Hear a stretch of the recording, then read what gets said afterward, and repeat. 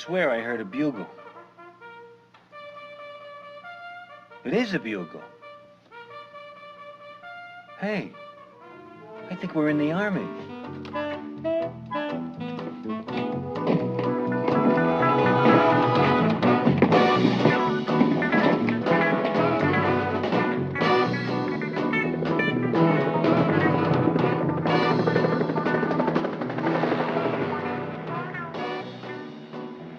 Hey, welcome back to Drain the Swamp. I'm Zach. I'm Maxie. It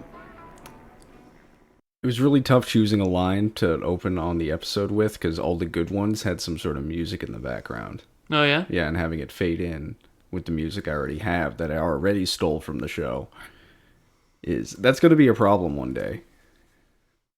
I'm going to get a letter in the mail from Alan Alda. You're gonna get a letter You're gonna get a letter in the mail from the U.S. Draft Agency or whatever, saying, "Yeah, you need to report to Korea." I hear it's nice there. They have better internet than us. Yeah, who doesn't with fucking Comcast? Am I right? I mean, like, I saw an ad in the on the train a few months ago that says we might be getting like fiber expanded into our area. I feel like they've been saying that shit for years. You remember when Google had that initiative? Like, yeah, we're gonna bring fiber optics. Chicago wasn't on the list. It was Kansas City and like Austin or something, and like probably San Francisco, and then that was it. Yeah, but didn't they end up just like tearing up a bunch of roads and not installing shit properly? I feel like that ended in tears. It was an abandoned project, like Google is wont to do. Remember Stadia? Remember, what was that, like, social network they had? Google Plus. Okay, I thought it was Google Plus, but I was like, no, that can't be right. Remember Google Wave? I remember hearing people joke about Google Wave. I remember hearing people unironically excited for Google Wave when it was, like, announced. Imagine, hear me out. Imagine an instant messaging service. I love those. Where you can edit your messages. Oh, well, that's ridiculous. That'll never catch on. And what if you could make a Word document that you or any of your friends can edit? And you can see them editing in real time. Wait. Google Docs was a Google Wave thing? That's how it was, like, introduced, was like, oh, check out, you can invite all your friends to your Google Wave board and, like, edit the text in real time. And in 2008, that was really exciting. Was Buzz a Google project? Yes. Google Buzz is also something. A lot of these things, you had to, like, get invite. It was invite only. Mm-hmm. So if you knew not any of the cool people on the message boards, because those people would not be bothered to care about whatever the new Google thing is that they're going to cancel in 8 months. But if you knew any of the less cool people on the message boards, they could hook you up with a Google Wave invite. We should not get so distracted by talking about a capitalist endeavor that ultimately ends in kind of like a sad whimper and leaves half the country frustrated and the other half just kind of baffled. Yeah, we should talk about the Korean War. Exactly. We should just go back to telegrams. Fuck that. I'd have to put, like, stop after every sentence. I feel like people nowadays would get it if you didn't. Yeah, but then I'm being inconvenient for them. I was going to say that's all communication on the internet, but anyway, so got anything else? No, let's talk about Season 1, Episode 8. Season Cowboy. 1, Episode 8, Cowboy. Let's see. In this episode, Trapper John still hasn't fucked. Mm-hmm. Ho John still hasn't left. Shockingly, yes. And Henry takes a ride in the helicopter, and nothing bad happens. Looks like something might, but it doesn't. So, we get a quick explanation of who the eponymous cowboy is pretty early. Yeah. Because Radar hears some helicopters coming in. He goes in to like greet them or like, be there when it lands. And then the guy comes out of the helicopter with some sort of bullet wound on his chest, and he just falls over. Yeah. He's basically this chopper pilot for the 4077 who keeps getting in dangerous scrapes. So technically, this guy is in the opening of the show all the time. Oh. This guy's in every episode. I never thought about that. That is more than half of the current cast can say. Speaking of the current cast, we finally get some Father Mulcahy, because he's in like the next scene where they're working on both Cowboy and also in... I mean, I guess you gotta name your Jewish bit character something, so Goldstein will do. In this case, I'm willing to be somewhat charitable, both because, whatever, it's the 70s, and two, you kind of need to be on the nose for this bit, which is that Father Mulcahy sees the name and then just doesn't skip a beat. He just rattles off Jewish blessing. Yeah. And I thought that was very charming. It was really good. I really like Father Mulcahy, because... I feel like this is a good like intro to his whole vibe. And he keeps up this kind of thing of being like at least accommodating? Yeah. Even though he's Catholic. Listen, nobody's perfect. If you're Irish, that means you were probably born into it. And if you're born into it, you can hang. It's the converts who are freaks. If I go into Catholicism, can I get one of those cool purple sashes that Father Mulcahy has? I don't actually know what those sashes are. Like, I was raised Catholic. I don't know fuck about half of the, like, little rites. The dressing. And, like, robes of Catholicism. All of my actual knowledge of Catholicism, because I didn't pay any attention in Sunday school or Mass, is basically from Crusader Kings 2. I mean, that's still more than I know, because... my mom was raised Irish Catholic and then had the good sense not to raise her children that way. Mm-hmm. So really all the Catholicism I got was the one time that I slept over at a friend's house on a Saturday and didn't know what I was getting into on the Sunday. So I definitely got everything wrong. Any little social rites or faux pas I could have done at the church, I definitely did. I mean, listen, that also happened to me the first time I attended synagogue, because you end on something called Kiddush, which is similar to the Catholic communion, except the bread is good. But I didn't realize that had ritual importance, so I was just like, oh shit, there's snacks and like grape juice? Hell yeah, man. Time to dig in. Yeah. Thankfully, they were very understanding. That kid I went to church to stole my copy of Super Smash Brothers, so fuck him. Sounds like you needed to review the Ten Commandments.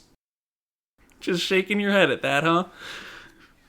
So, Cowboy is shooting the shit with Hawkeye, and it seeds the idea that he is expecting a letter from his sweetheart back home. He hasn't gotten one for a while. Yeah, I mean, apparently, like, all the guys in this show are, it's okay if they have all of these extramarital affairs, but everyone expects their wives to be super faithful. I don't know if Cowboy fucks. I think he's waiting. A guy with that mustache? Okay, I see what you're saying. He's a real trailblazer, too. About 20 years too early for a mustache like that. Listen. It's almost like the show was filmed in the 70s. You had to take what you can get. Yeah, like an actor that doesn't want to shave. I will say, it's later established that his name is John. Did they really have to, like, put a character named John with a mustache and a hat in the same show as Ugly John? I mean, luckily... Our favorite character? Luckily, Ugly John is not in the same episode as this John, so maybe there was some sort of quota. Or some sort of limit. It must be a union thing. Trapper is trying to go on a joyride in Henry's Jeep, and... You know, he's just trying to get his fuck on. Just do it in your tent, man. Apparently, he's been at surgery for 3 whole days. Surely a couple episodes happened in the middle there. All the episodes where... It's like how you can tell when people are like, oh, in this scene you can tell Bob Hoskins was really drunk. I want to see the scenes where you can tell that, oh, this is during the 3-day period where Trapper John was in and out of surgery. You can tell he's really sleep deprived. Mm-hmm. Or like, oh, you can tell Zach went 35 hours of sleep without sleep last week. Not that happened or anything. How can you tell? Yeah, Hawkeye is trying to convince Henry to send Cowboy home because he keeps, like, getting injured on purpose, basically. Which, by the way, the whole Trapper John trying to fuck in the Jeep thing ends because, one, Frank cockblocks him, and then Henry cockblocks him. Because Henry's got, like, a stick up its ass this whole episode for some reason, and it's kind of like... You know that one drill tweet about the racism dial?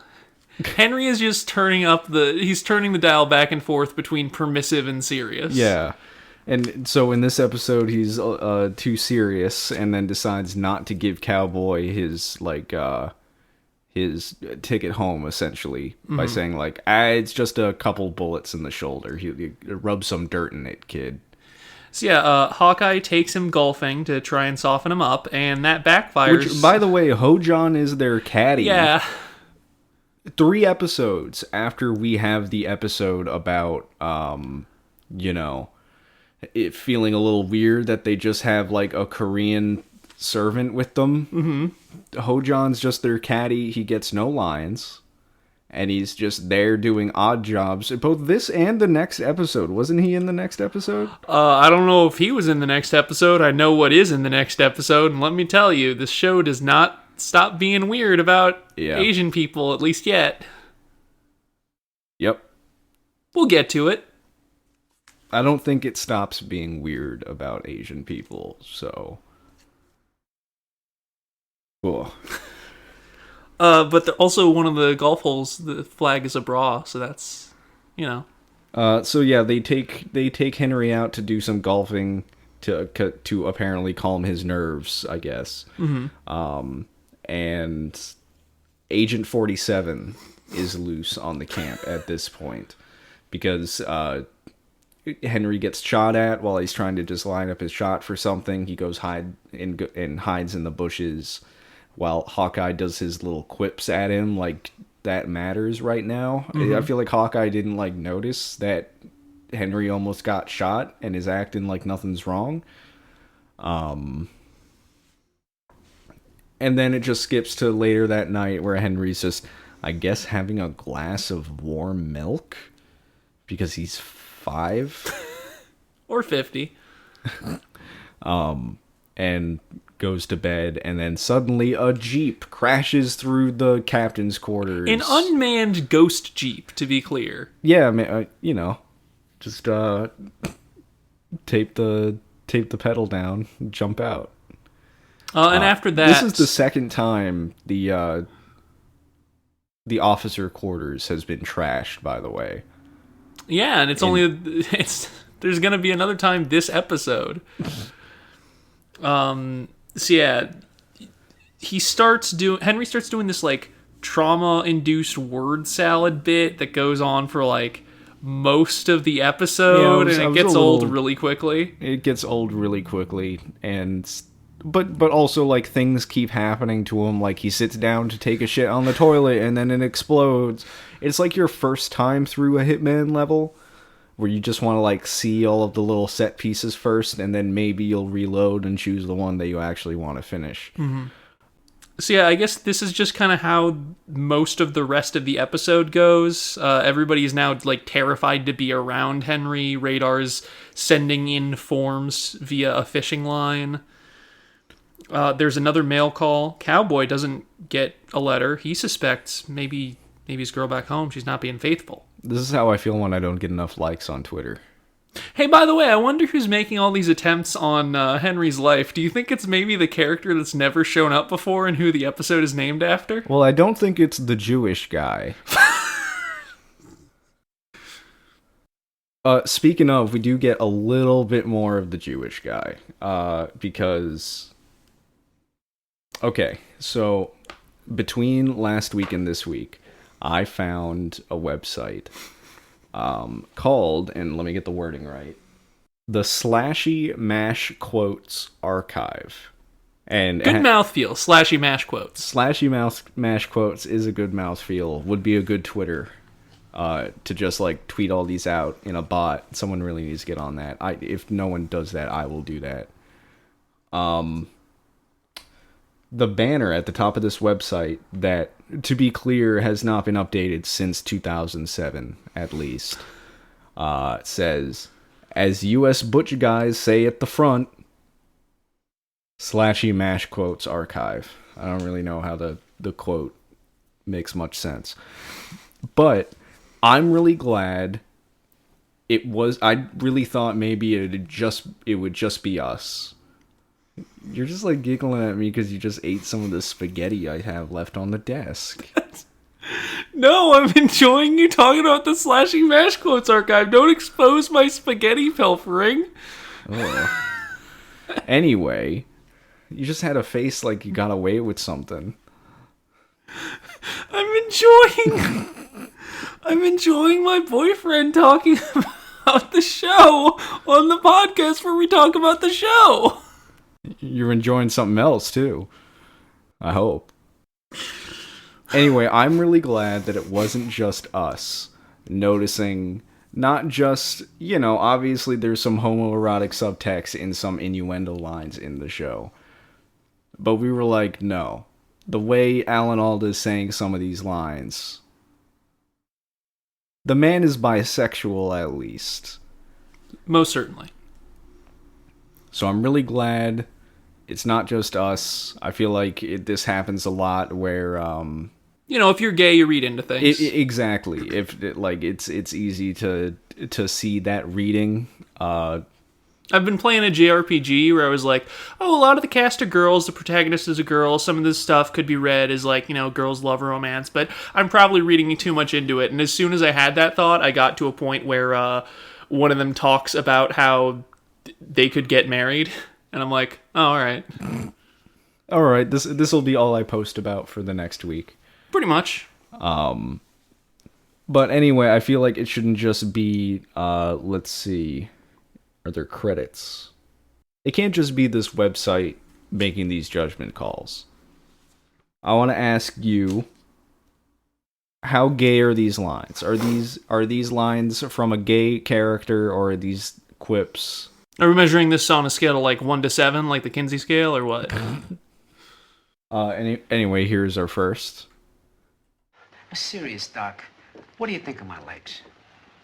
Well, I'm a fanny man myself.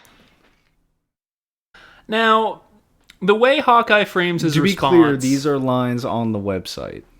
The way Hawkeye frames his response is plausibly heterosexual. So I'm going to say this one's like a little gay. And our second from this episode. It's a letter for the cowboy. If you were any taller, I'd kiss you on the lips. Yeah, no, that one's gay as hell. It's especially because I don't know what Hawkeye's type is, but I'm surprised that maybe Radar would fall under that. I don't know. I feel like it kind of fits. He's attracted to a more... He's very outgoing, very cavalier, very jokey. I think a more nebbishy type, but one who's still willing to go along with his schemes. I can see it. You don't think Hawkeye's the type to just, only really open up to someone who is essentially a clone of himself, like Trapper John? I don't know. We were talking about it earlier. We definitely think Hawkeye is a power bottom. And Trapper is definitely the top. I mean, I think that's the real problem. I can't imagine Radar topping anyone. Although, he is very able to predict what people need and want. So, maybe. That just means he knows, 20 seconds before someone's going to finish. I mean, that's convenient, isn't it? Convenient, I guess, is one word for it. Is there anything so we have the greatest... Cowboy is apparently the greatest infiltrator of all time. Mm-hmm.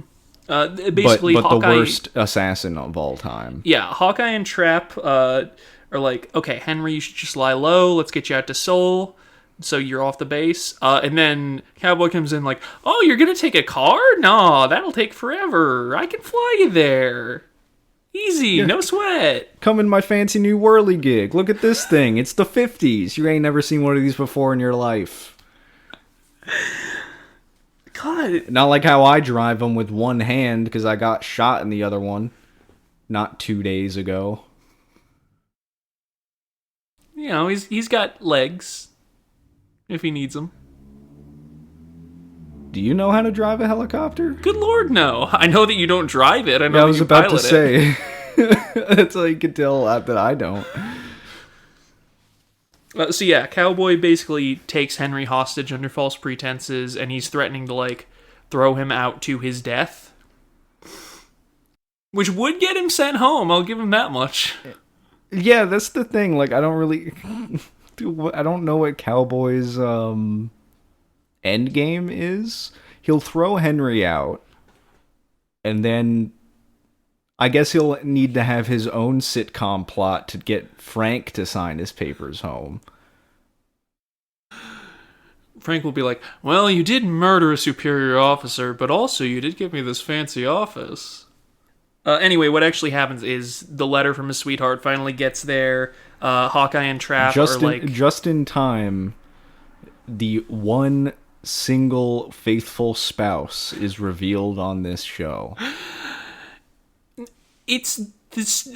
Honestly, I do really like this, like, triple fake out where they open up the letter, they're, like, on the radio to talk to him, try and talk him down. It starts, Dear John, and they're like, oh, fuck me.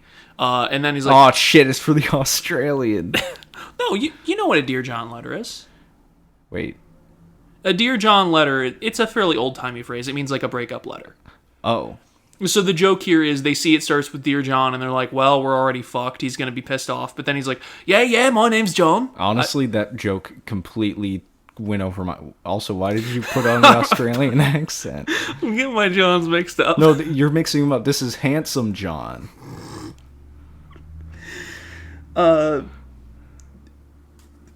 yeah, it's like a triple fake out. It's a Dear John letter, but his name is John, and then the girlfriend talks about how she's been so tempted, but then she gets to like, but I've stayed faithful for you.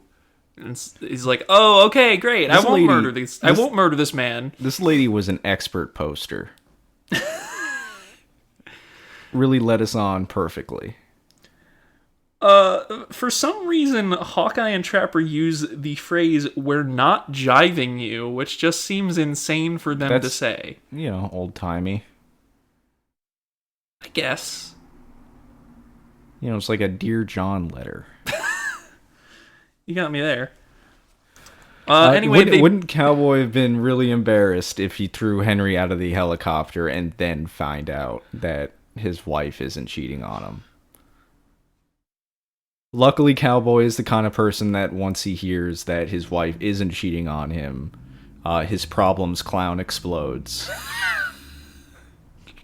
And he decides he won't be a murderer today. Yeah, so the episode wraps up. Maybe in 2 more seasons. He won't be here in 2 more seasons.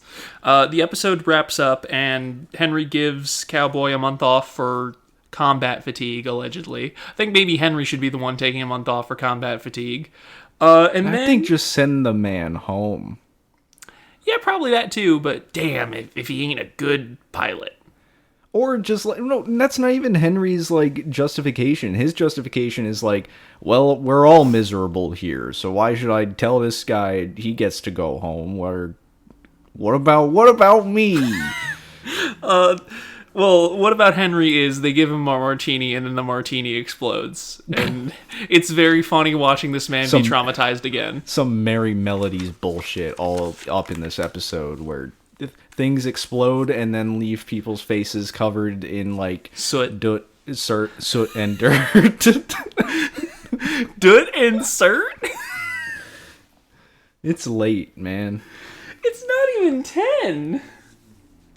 You know, been pulling 3 days of surgery. So yeah, I don't know what Henry's so beat up about because he gets 2 episodes in a row, which no one else has gotten so far. So season 1, episode 8, Henry, please come home. Episode 9. Episode 9. I wrote episode 8 twice. In this episode, Henry gets stepped on. Mm-hmm. Radar forgets how to be cool. And someone in the 4077th can play the bugle. Who do you think it is? I think it's Klinger. I can see that. Oh, hey, Oliver is still here, somehow. Yeah, so we really, complete the forgotten character triumvirate this episode with the appearance of Oliver alongside Ugly John and Ho John. Yeah, I wrote this down as the All-Stars of Also-Rans. Did you know the first webcomic I ever read was a sprite comic called Forgotten Mario Characters? And it was just a bunch of, Mario enemies that someone gave names. Mm-hmm. Just, having their own little adventures in the sprite comic. That's sweet. Yeah, but also, I feel like Ho-John, Oliver, and Ugly John have the exact same vibe. Some intrepid middle schooler needs to make a sprite comic with those three in it. It'd kill. Yeah, they can pull the sprites from the MASH SNES game. There are at least 5 frames of the show with those 3 characters in them. And no more. It's like, where's Waldo in some of these crowd shots? So we open on an extended surgery scene where Hawkeye dabs his sweat in, the gayest way imaginable. On Father Mulcahy's sash? Yeah, just rubs his forehead all over that man. I mean, I do love being heretical. That is a very gay behavior. This is true. So, yeah, it's another point for Hawkeye is by. Frank throws another bitch fit, because that's his character. Only because Hawkeye threw a bitch fit at him for being bad at surgery. Something which I keep wanting to see proven somehow. Well, here's the thing. Henry says he's good at surgery, so, Henry just seems like he's conflict averse and just wants to tell Hawkeye and Frank to shut up. I can't really blame him for that. Yeah,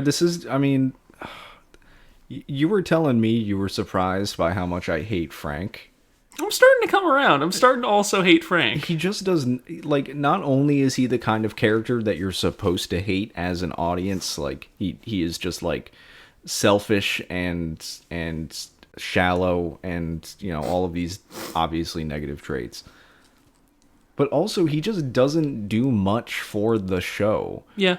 The relationships he has with the other characters are not compelling at all. Either, they're very one-dimensional. Either Margaret is the one that always agrees with him because they're fucking, or everyone else always disagrees with him because he's a piss baby. Exactly. And just knowing that most 2/3 of this show is Frankless, just grass is greener on the other side. I can't wait until Frank's gone from the show. I can see that. So the premise of this episode is basically the 4077 is deemed the best MASH unit in Korea. Henry gets an award, which, he dedicates it to everybody. Didn't realize it was a contest. Yeah. But, everybody here is a great doctor. So. Apparently. And then Henry is reassigned to, a central hospital in Tokyo, I guess. Yeah, so first he's, awarded some medal. Mm-hmm. And it's clear no one in the camp actually respects him because no one's paying attention to his, obviously unplanned speech. He makes this very awkward joke about how Radar O'Reilly is really in command. He just uses me as a front and, laughs a little too long, and the general... no one else laughs. The general presenting the award is just, staring at him, kind of, annoyed. Listen, we've all had a boss like that. Yeah.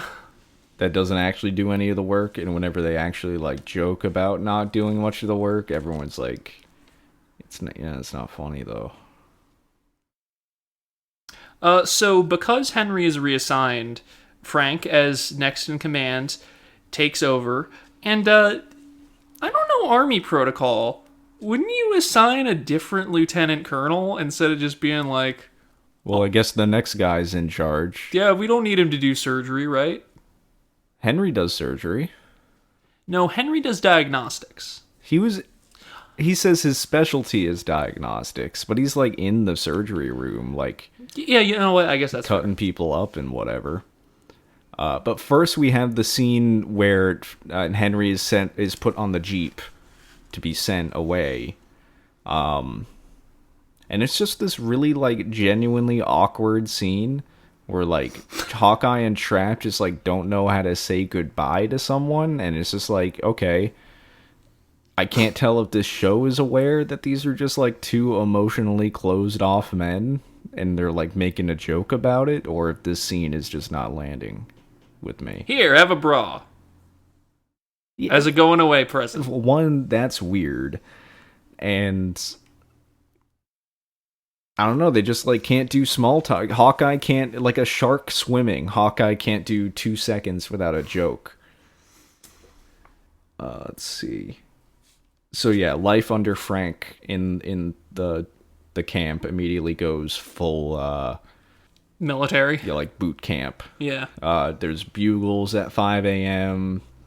He's being a hard ass to Radar. Honestly, this did lead to the best joke of the episode, which is Radar tries to predict what forms Frank wants. Frank's like, you can't predict me like Colonel Blake. And then when he says what he wants, Radar already has that lined up as his second guess.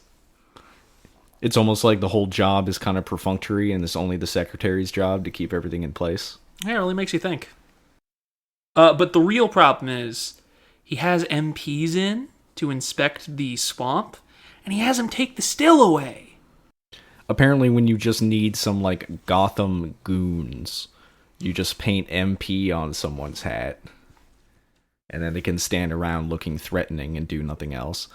And also, do you think there is an actual like rule being broken with their gin still? I got no fucking idea. Yeah, maybe he's interpreting something. He's one of these activist officers. Would you have some of the swamp's gin? Yeah, I like gin, all right. And, you know, if I'm stuck in a medical camp in the middle of the Korean War, I'm not going to stay sober, tell you that much. They haven't invented good marijuana yet, so it's kind of gin or nothing. Oh, it'd be really funny to see some absolute dirt weed on MASH, and to have them do the whole like psychedelic rainbow hallucination thing, and then they zoom into what they're smoking, and it just looks like someone's pubes. It's like 50% seeds. Anyway, so like, so now the episode's trying to be, how do we get Henry back? Mm-hmm. And kind of conscripted into the scheme are Oliver and Ugly John, at least in the planning stages. All of Ugly John's plans involve anesthesia, because he's the anesthesiologist. And so, like, here's the thing with Oliver, right? There's no wonder, like, the whole excuse with the reason why he left the show was, like, oh, maybe we didn't, like, know how to focus on his character. They didn't give him a character.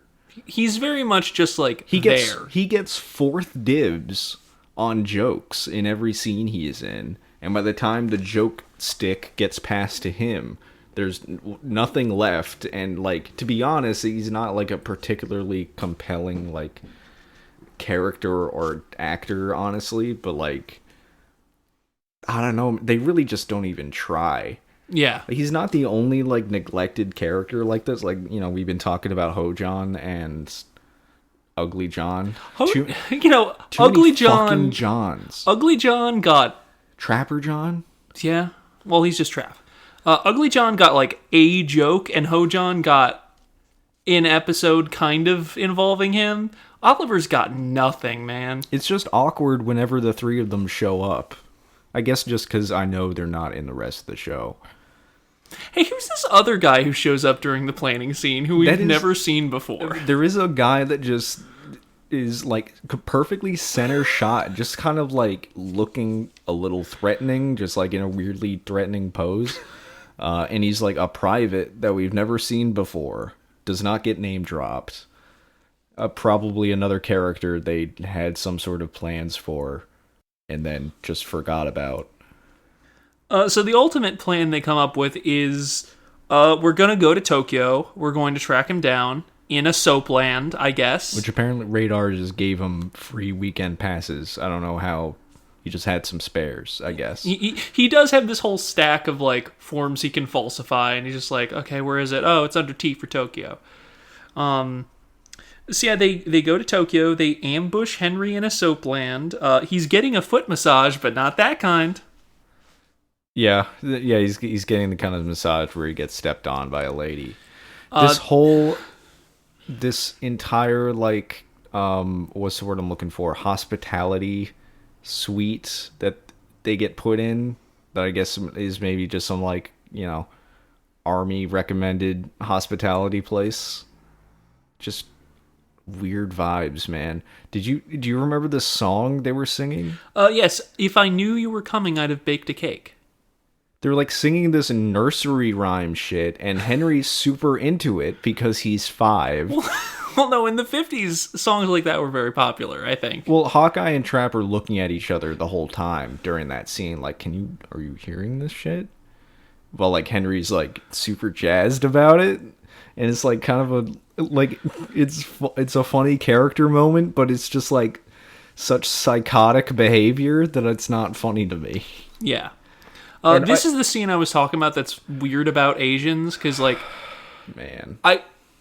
I don't know a good way to describe these women other than, like, vague geisha archetype. Well, that's what I'm saying about this whole, like, this whole setting, because, like, not only is...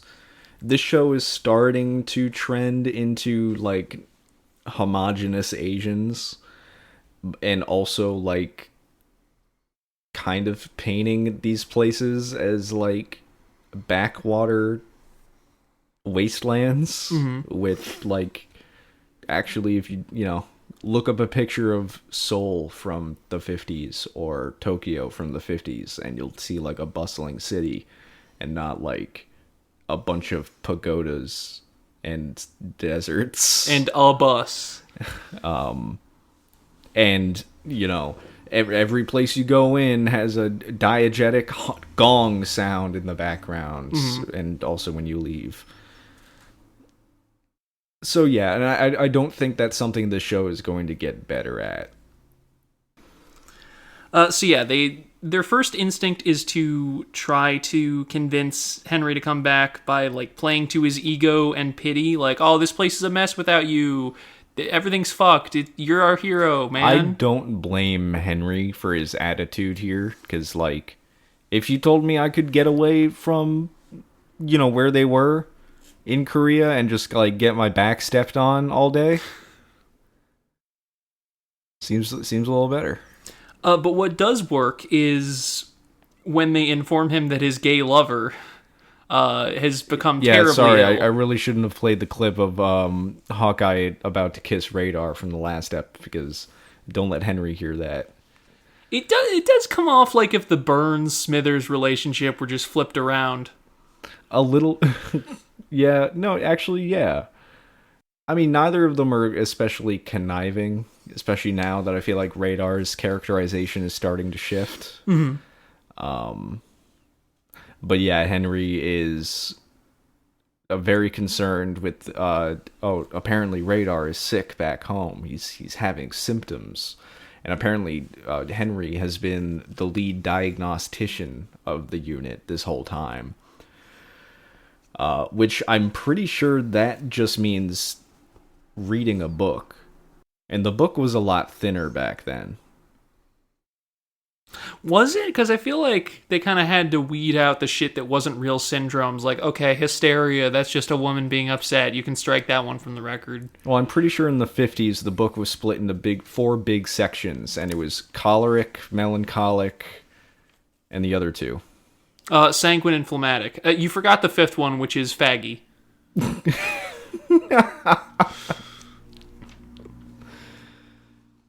So yeah, they do manage to get him to come back to camp to, like, see what's wrong with Radar, who's obviously faking.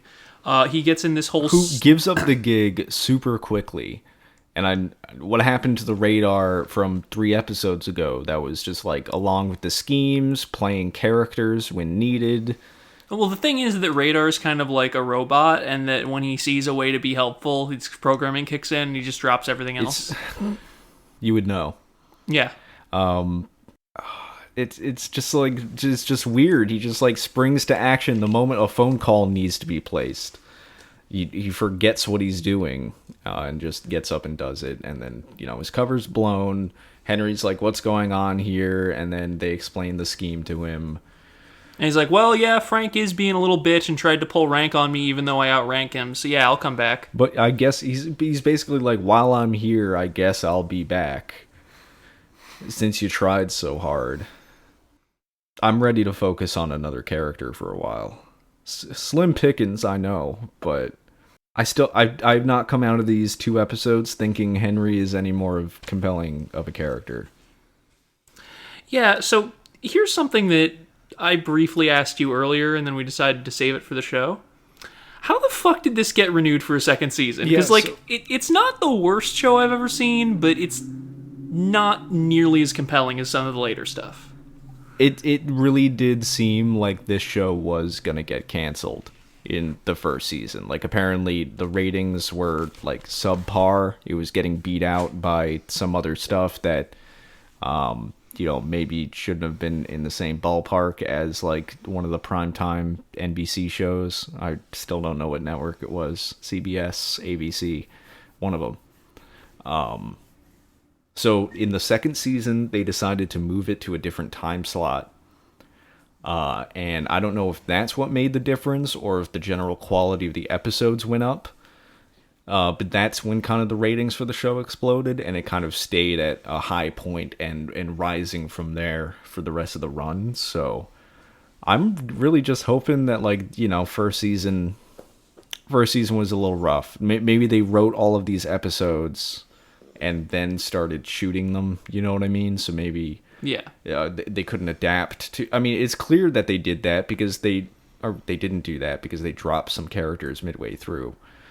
But also maybe it wasn't hard to drop those characters because they probably had 2 lines each anyway. So yeah, this whole 1st season seems just kind of like a little poorly thought out. And I'm still kind of looking forward to when they have kind of a better grasp on what they actually, what stories they actually want to tell. The post-Frank era. Not even that, just, get me out of season 1. I feel like it's still, leaning on the movie too much, maybe. Could be. But, yeah. You got anything else to say? No, that's about it. We're not actually done yet. Oh, is that so? Yeah, so this is actually a week later, full disclosure. But I was listening back to the app to make sure it's good to post, and we completely forgot to go over the gay Hawkeye lines in the 2nd episode. Very essential that we do not miss any Slashy Mash quotes. Exactly. So this is from the 2nd episode we watched where they gotta, save Henry. It's in the, you know. Anyway, lightning round. Is this gay or not? Hey, what am I gonna do for massages around here? Oh, I'll be glad to walk all over you. I'm sure you will. I don't think that's gay. Hawkeye has 2 modes. His RPG skills are flirt and quip. Mm-hmm. That one was quip. Exactly. I'm with you. That one, he's just complaining to his boss. Mm-hmm. Well, what is it, man? Speak up. Can I buy you a drink, big boy, son? Now that one's gayer. That one's very gay, I think. No other reason you would buy your boss a drink. Certainly no reason you would call your boss Big Boy San. All right, like I said, one of these days we'll take questions for this show or something like that. Till next. Like the first season of a long-running sitcom. First few eps may not, be maybe a little weird. We still haven't figured out a sign-off. Yeah, it's true. I just gotta, hit the button. Probably gonna get dinged for this one someday, too.